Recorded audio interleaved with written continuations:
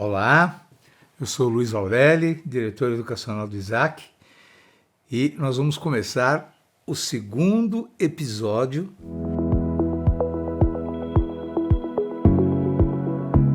e se você não assistiu o primeiro episódio, não tem problema, ele está gravado e está aqui, é só clicar para você poder assistir o primeiro, porque no primeiro a gente falou de inovação, a gente falou de expansão, pensando na conquista de novos alunos para a escola e conversamos sobre o propósito, conversamos sobre o DNA da escola, né, e a segurança em fazer tudo isso. Agora, novamente, estamos aqui com o Christian e nós vamos ter um prazer agora de ter as dicas sobre a segunda parte. E qual é essa segunda parte?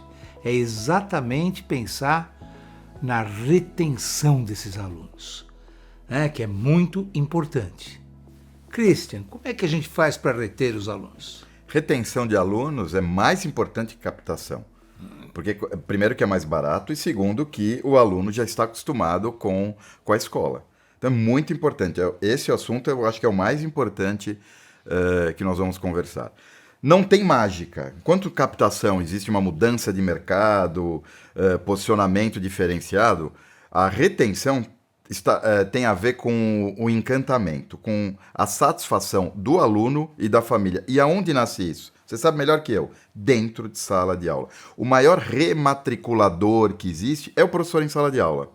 Agora, a gente tem que tomar cuidado porque, às vezes, nós enxergamos dentro da nossa casa, a gente acaba enxergando, achando que está tudo bem e não está. Por exemplo, eu vou dar a visão do pai, não necessariamente é a visão do líder da escola. Nós, os líderes que estão nos assistindo agora, eu tenho certeza absoluta que entendem muito de pedagogia. Então, tem 10 anos de experiência, 15 anos de experiência, passa por isso, vivencia isso a vida toda. Mas vamos lá. Uma visão, às vezes acaba tendo uma visão dicotômica.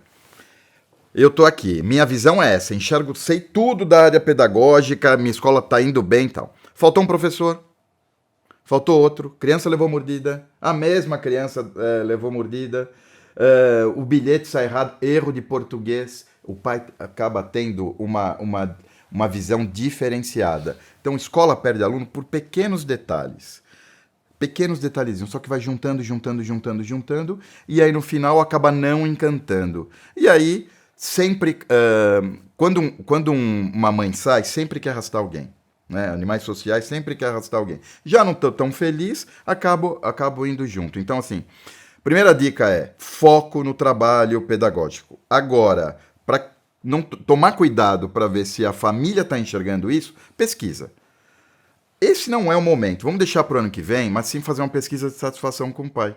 E deixar um canal aberto também, né? Deixar um canal aberto como uma ouvidoria. Então, vamos começar por aí.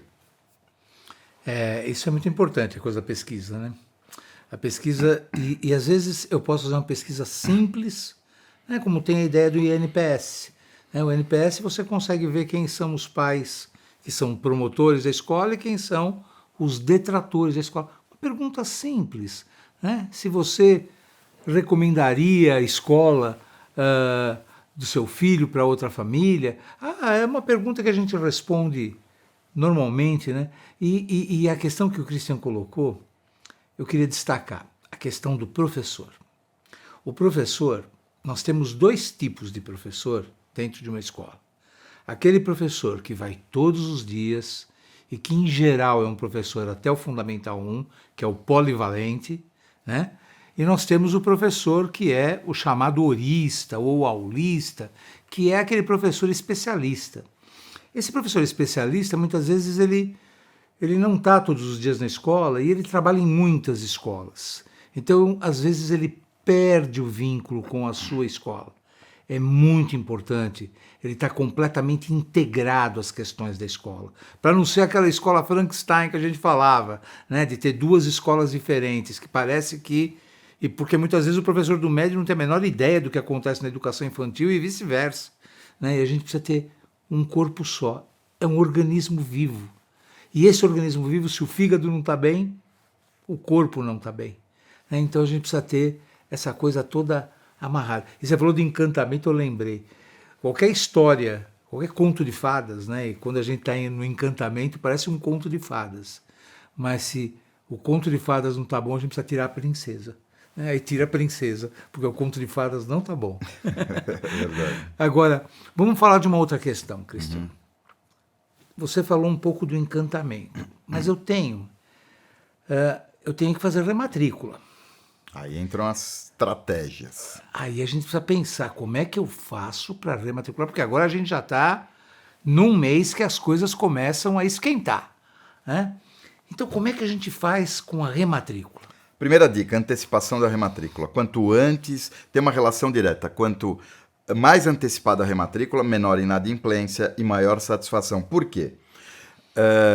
No nosso cérebro, nós temos uma imagem seletiva. A gente não foca a vida, a gente não foca em tudo com a mesma intensidade. Quer dar um exemplo? Quando você vai trocar de carro, você começa a ver o mesmo carro na rua. Fala, nossa, todo mundo comprou o mesmo carro. Quando você começa a esfriar, você quer comprar um sapato, você começa a olhar o pé das pessoas, uma bota e tal. A mesma coisa, quando vira o semestre, a imagem seletiva para a família já está aberta para trocar ou não de escola. Então, quanto antes você for influenciado por terceiros, porque, vamos lá, agosto eu entrei no grupo do WhatsApp, começou aquele burburinho, vou naquela escola XY. Aí depois eu fui numa festa de aniversário, também falou de uma outra escola. Depois eu fui na academia e vai. Quebra essa imagem seletiva. Quanto antes fizer lançar a rematrícula, primeiro que o pai vai ficar mais tranquilo e já vai pensar em outra coisa, vai pensar em festa de final de ano, tipo, já tirei da frente. Então a primeira dica é antecipação. Depois, a segunda é 13 parcelas da anuidade é melhor do que 2. O brasileiro, ele é mensalista, por isso a gente gosta de um carnê. Nós somos mensalistas e não anuístas.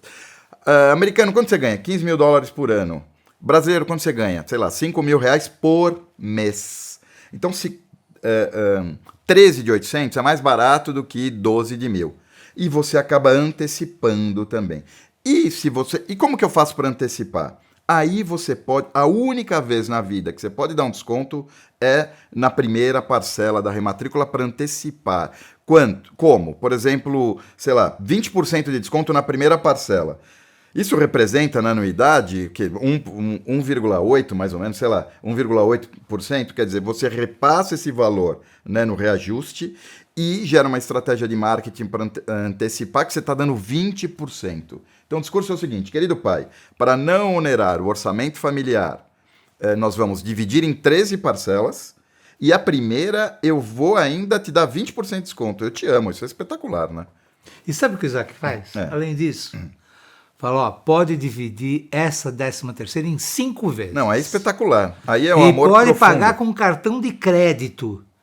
A escola vai receber tudo de uma vez, porque o Isaac vai repassar para a escola tudo de uma vez, e o pai vai pagar em 5 vezes. Aí fica bom, né? Perfeito, maravilhoso. Aí fica não uma tem vantagem, como não antecipar. Né? Não, muito, muito espetacular. E a outra dica é o seguinte, face to face. O que significa?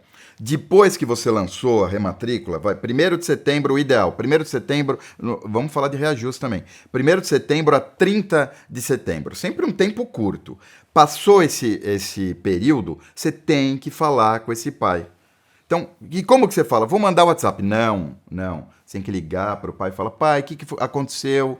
Por que você não fez? E chama para conversar. A partir do momento que o pai está aberto para conversar, você efetiva essa matrícula. Vamos colocar uma data, um número cabalístico. Escola que atingir 75% de rematrícula dia 31 de outubro cresceu. E tem um bom nível de satisfação. 75% de rematrícula 31 de outubro. Esse é o número. Uau! Agora a gente tem números. E números significa você ter dados. E dados é a melhor coisa para você tomar boas decisões. Metas. Tem mantenedor que você vai conversar, você fala, no dia 21 de setembro de 2022, quantos alunos você tinha rematriculado? Ele sabe. E aí você fala, e hoje, quanto você tem? Ele sabe. Então ele vai monitorando aquilo lá a todo momento, porque é muito importante. E se a gente chegar na marca cabalística que o Christian nos falou, é perfeito, porque aí nós vamos ter exatamente a garantia, porque a gente sabe que aqueles alunos que estão no último ano vão sair. Então, aqueles eu não consigo mais rematricular.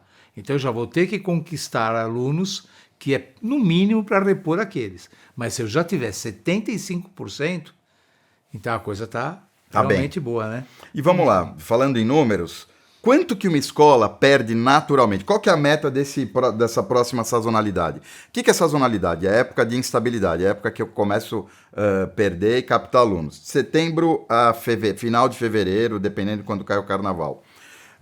O que é natural de uma escola? Perder 8% de perda natural. Então, gregos e troianos, estou infeliz com o mundo, inadimplente, sei o que lá, etc. E tal, 8% e 10% de formando. Se eu tenho mais que 8, olha para dentro o ano que vem. Você não perde aluno para concorrência. Você perde para você mesmo e ele vai para concorrência, porque é um desgaste trocar de escola. É só se aconteceu, ou eu perdi poder de compra, ou eu tive alguma coisa que me gerou insatisfação. Então é 8% de perda natural, 10% de formandos. E o reajuste, sabe quanto vai ser o reajuste médio esse ano? Nós fizemos uma pesquisa com 800 escolas nossas, 9,8%. Uau. Aí, mas Cristian, eu vou dar menos por causa da inflação, vou reajustar menos, etc. Parabéns, você vai continuar perdendo a mesma, você vai perder a mesma, não vai fazer diferença nenhuma e você não vai conseguir pegar um pouquinho desse valor que você perdeu na pandemia. A média é essa. Então, a minha sugestão é subir 9% a 10%. Uau! Já temos um número, hein? Vários números, né? Já temos vários números, na verdade. Quer dizer, a inflação vai ser menor do que isso. Tá? E também você vai ter a questão do aumento dos professores. E como a gente está conversando com pessoas que estão em lugares diferentes do país, tem a questão do dissídio, né? Que para alguns é em março, para outros é em maio. Né? E isso tudo tem que estar também sendo pensado pelo mantenedor. Isso é uma questão bastante relevante e tem o que você vai fazer de novo. Isso é uma coisa que eu sempre penso. As pessoas deixam para pensar o que vai fazer no ano que vem muito no final do ano. Não, nós temos que antecipar o que eu vou preparar de novidades para o próximo ano. E saber anunciar isso antes, né? Porque eu não vou esperar os pais já terem se matriculado em outra escola, saído da minha escola para falar quais são as novidades. E isso é envolvimento da área pedagógica também, para pensar quais são as novas situações. Concorda com isso, Perfeito, Cristian? é isso mesmo. Né? Você lança as novidades na rematrícula, né? Na rematrícula. Todo mundo adora uma novidade, todo mundo adora um presente. Então, lógico que o ideal é lançar na rematrícula, até a rematrícula. Até a rematrícula. Né? E quando que a gente solta esse preço? O ideal, 1º de setembro. Máximo, 1º de setembro a 30... O deadline é 1º de setembro e sempre tempo curto, tá? 1º de setembro a 30 de setembro. Passou essa data, que aí você... o que você disse, o Isaac, divide em 5 vezes, etc. Aí depois começa o face-to-face. Entrar em contato com esse pai e descobrir por que ele não fez. A maioria, você vai ver que só postergou. Toma decisão importante, vai jogando para frente. Tem tanto problema na vida, vou jogando. Traz ele... Dá uma lembrada. Quando você entra em contato, você primeiro mostra que ele é importante, né? Olha, tá faltando teu filho aqui. Tá faltando teu filho. Então mostra que o filho é extremamente importante e que você tá dando atenção para a família. A família gosta disso, tá? Não é cobrança. Então a gente encantou e aí a gente está antecipando. Está fazendo 13 parcelas. Agora me fala uma coisa, isso é uma questão que muitas vezes aparece com as escolas, que é a seguinte: eu posso lançar a rematrícula sem falar do novo preço? Não. Ou não? Não. Faz sentido. Né? Não faz sentido. Eu vou lançar um apartamento, só que a pessoa não vai saber quanto que ela vai pagar. Não faz sentido. Não. Tem que ter o reajuste, sim. E não tem um porquê não. Nós já sabemos isso. Né? As maiores pesquisas nessa área realizadas no Brasil é feito pela Rebit. Nos últimos 15 anos nós não erramos nenhuma vez, então pode seguir isso, 9,8. Até para recuperar aqueles 20% de perda que nós tivemos na pandemia. É só recuperação, hein? Não é que são grandes lucratividades, não. Nós vamos começar a recuperar a perda que nós tivemos. E aí, vocês estão satisfeitos com essa conversa? Essa conversa é boa, né? Quer dizer, então nós discutimos no primeiro episódio como é que a gente vai captar esses alunos e a questão do propósito é muito importante, envolvimento de todos, todo mundo trabalhando, todo mundo com metas e a gente tendo os números. E aí, na segunda parte, a gente começou a falar do encantamento, a gente começou a falar de quais são as estratégias para poder fazer uma boa rematrícula. Então eu creio que a gente está fechando isso daqui com bastante dicas para você pensar em como organizar a sua escola, profissionalizar a sua escola. Suas considerações finais, Christian, para a gente concluir esse segundo programa. Faça a lição de casa e boas rematrículas. E esse ano, uma boa notícia, será melhor que os últimos 5 anos. O mercado está se recuperando, esse ano será um ano ótimo.